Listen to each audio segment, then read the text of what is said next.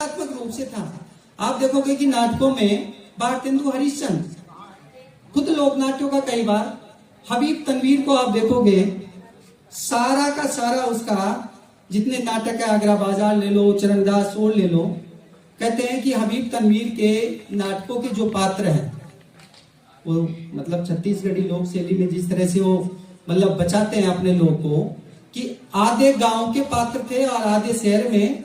उसके पात्र 6 महीने गांव में रहते थे और 6 महीने शहर में। और गांव जब वो चरणदास सोर और ये नाटक लिख रहे थे तो ओखला जो दिल्ली में जामिया यूनिवर्सिटी के आसपास है, कहते हैं कि वो बहुत ही मतलब पूरा गांव का था। और वहाँ मतलब ये जो मवेशी चराने वाले, भेड़ बकरियां चराने वाले जो मतलब जाते थे, तो उन कलाकारों को हबीब तनवीर ने उनसे मतलब चुना था, क्योंकि उनके जीवन में जो सच था वो मतलब बड़ी कोठरियों में बैठने वाले पात्रों में नहीं था। तो हमारा लोकनाट्य वहां उस तरह से गिरा था। आपका स्वांग देख लो, स्वांग सबसे पुरानी परंपरा जो बोली के रूप में, अपभ्रंश और प्राकृत के रूप में आप देखोगे, सिद्ध कवि कणप्पा खुद स्वांग का प्रयोग कर रहे हैं।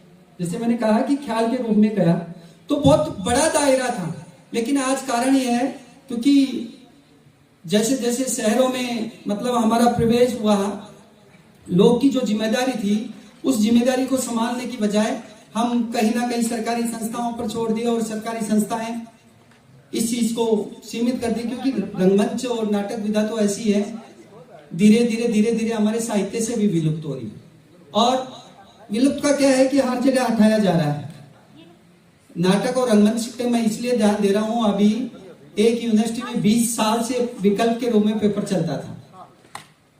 अब उस पेपर को सारा सिस्टम इसलिए हटाने के लिए तुला है कि एक ट्राइबल व्यक्ति पिछले 20 साल से नाटक और रंगमंच पर काम कर रहा है, उनको लगा इस पूरे पेपर को हटा दो तो झंझट ही खत्म होगा।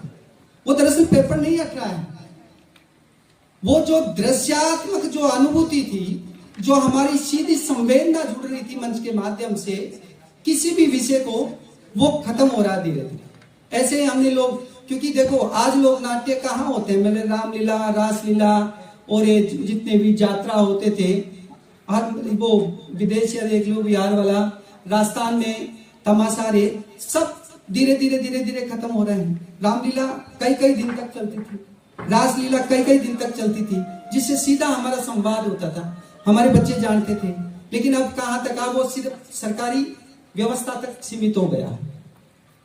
जब तक हमारी, क्योंकि देखो पश्चिम की जो सभ्यता थी उसके साथ वहां देखोगे प्रकृति का अगर संबंध देखोगे तो प्रकृति वहां मनुष्य से विरोध में है।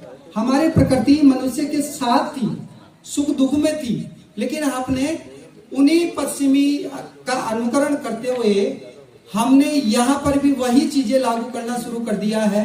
तमाम विकास के नाम पर जंगलों की सफाई, और देख रहे होंगे अंधाधुंध, धीरे धीरे हम दूर होते जा रहे हैं।